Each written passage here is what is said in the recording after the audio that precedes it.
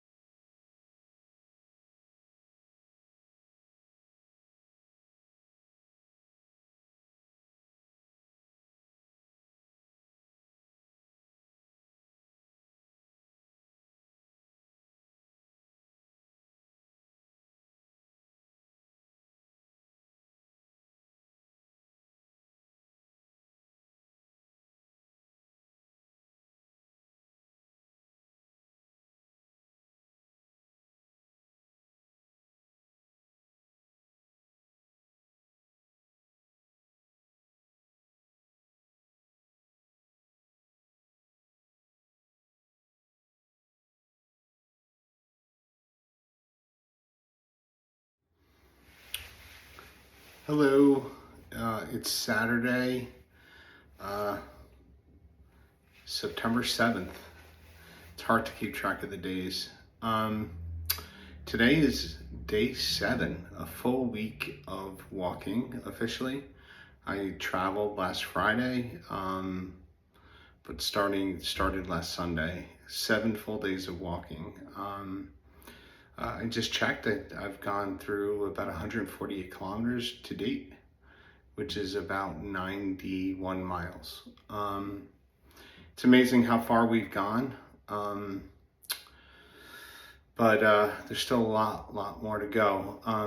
Another couple days, and I'm stretching it out because the gang that I was walking with are going to go ahead of me. They're going to probably get to be about 2 days in front of me.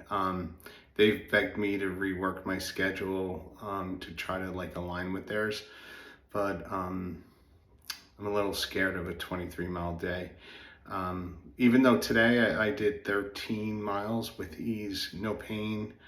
The biggest issue I had today last night, is sleeping at a hostel.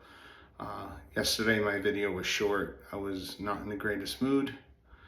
A lot of reflection, a lot of missing family, especially Janine.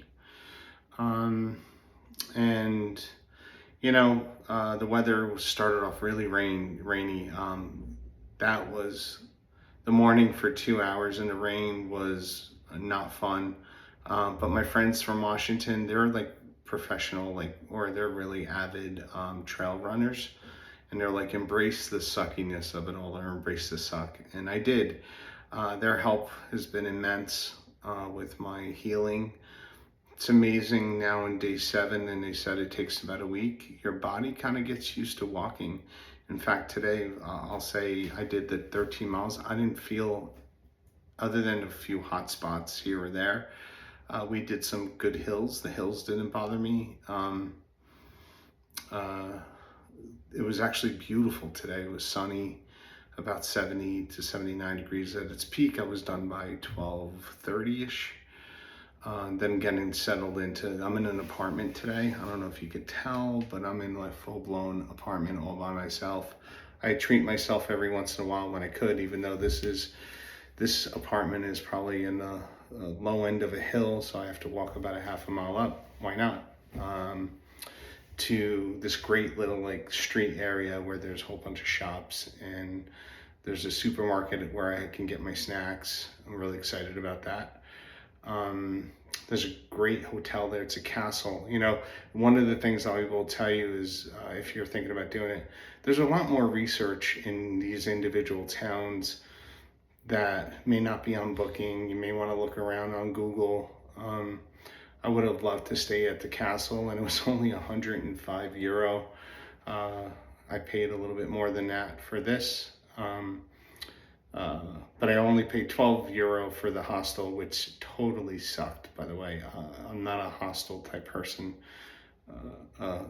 But you suck it up, you make it through the day, you wash your clothes, you do your things.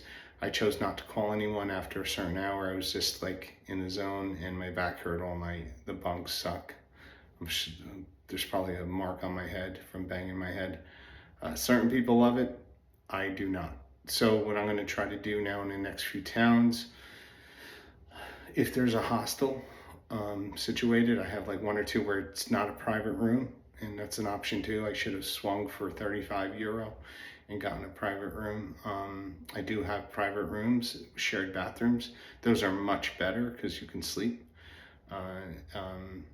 But I'm going to look around, see if I find anything. I may stretch and go an extra few miles, 5 miles beyond the town, which will shorten the next day, and so on. That's the thing about being flexible and fluid here. You know, I have an end game, I have a schedule, but if I have to sacrifice a hotel or a hostel that's $20, €20, it may be a better experience for me.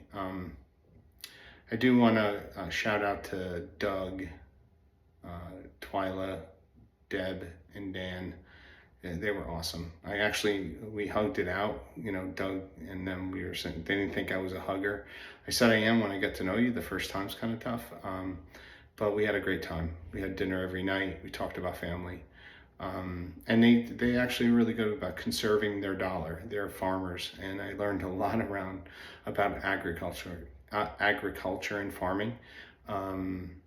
That's part of the experience, right? You get to meet different people, but the common ideals, and we definitely hit it off. So I learned a lot about haystacks and selling hay and other fruits. Doug was awesome, jumping into every fig tree, every grapevine. He loves to eat, and we were picking off the fruit. That was, you know, you may see that in the pictures. Tomorrow I'm heading to a town called Navarrete. I think I'm going to go straight there. It's another 13 miles. I have a couple 16 miles coming my way. I'm going to try to do those alone. Part of this is, I know I'm separated from that crew, but part of this is to be alone. So I think until I get to Burgos, I'm going to try my best to just do it, say hello to everyone, keep going. I'm sure I'll talk to people, but I'm going to try to get through this on my own. So once I'm through Burgos, the body aspect of this, that's the test of body. Once I get to Meseta, it's more of a desert. That's when it'll get to mindliness, or, you know, it's gonna maybe mess with my head a little bit more. But I'm full of emotions, and I know this is long, but I want to tell the story. About 2 miles before we got here, usually there's like a food truck, and there was this RV selling snacks and water and fruit, and I asked him how much, you know, the protein bar that I bought was, and he said, oh, it's all donation based, whatever you can give, you have to give something. So, you know, it warmed my heart. This young kid just there doing like donation based, you know, pilgrimage on his own. What really broke our hearts is the day before, he mistakenly ran over his dog and killed his dog, Rosie. So I said I would pray for Rosie. Do you believe I'm getting emotional over a dog? But we became dog lovers, and I couldn't imagine it. So